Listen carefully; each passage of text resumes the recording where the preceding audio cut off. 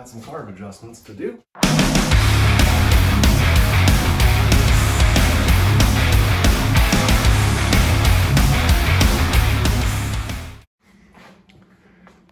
Front windows in. I went ahead and went with the cowl look, even though I wanted the chrome trim in. I fought with it for way too long. And I had the Wolfsburg West seals. Actually, I still do. They're still on my wall here. I have the Wolfsburg West seals that have the chrome molding lip in them. And I had probably 4 or 5 hours of just trying to get it in, just the windshield. And at that point, I'm like, you know what? I'm gonna spend way too long doing this. I can put my windows in for now, make it a driver, and I can change them out later on if I would like. So all of my windows now, including the back, is in. I have started putting a few little stickers on. Well, this was my way that I got through COVID, as probably some of you in your garages with your VWs, but just laying out my carpet kit. I got the deck lid on yesterday, Sunday. Sunday was the 6th of December. Not sure if I'm digging that. I, again, was trying to go for like the 60s, 70s, like old school, like what you would do. I got the rims to kind of make that look, and that's kind of what they did. I'm sure guys are still doing it with the deck lid standoffs. I'm just not sure I'm liking it yet. Maybe, I mean, I'm gonna drive it around a little bit and see, but I kind of like the flush just deck lid where it just fits on, and I don't know, we'll see.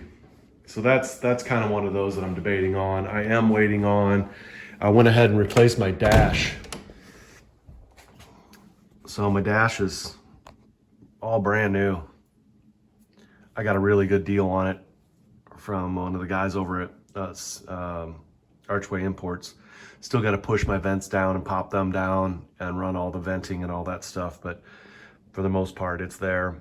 I did order a new horn ring just because this thing's grounding real weird, as you can see with one of the screws missing, but it's missing those little rubber, little plastic things that go inside before the screws go in, the little grommets or whatever, and that'll cause it totally to not shift right, or to engage the horn, I should say.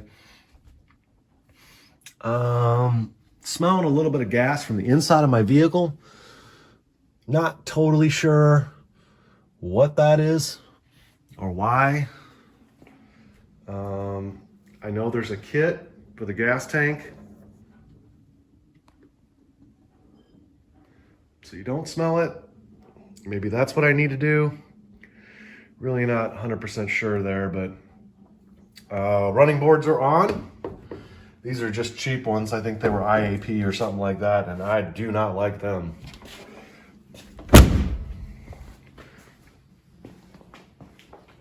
So those will get replaced eventually.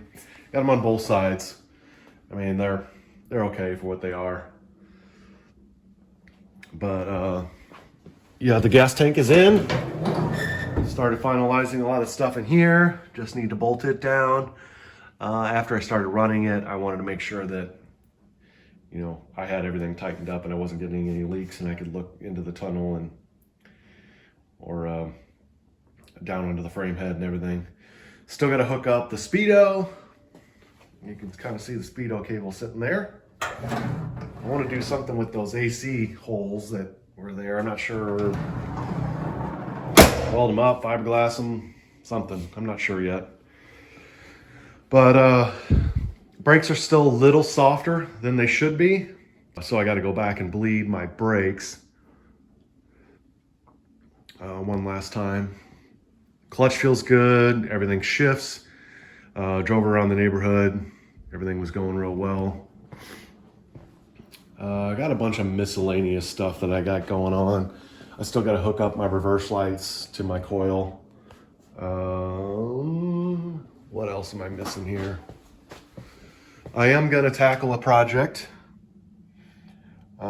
because my car is so low and it's hard to get in and out of the driveway, I am gonna put the air shocks on the front and a tank in the trunk. And I will probably go through that step by step because I'm gonna be learning as well. So you guys can chime in on me when I'm screwing up. A lot of it is just, I've got a big mess going on. I did replace my coil, or my distributor, with a flamethrower. So I just got the Baru coil in there for right now, which was what I had on there. I'm gonna put the flamethrower on it. Just because I had some starting and timing problems through a buddy's vacuum advanced distributor on there. Everything was fine. I've been using these Coltecs, and that Coltec is the same one that I have here as a backup.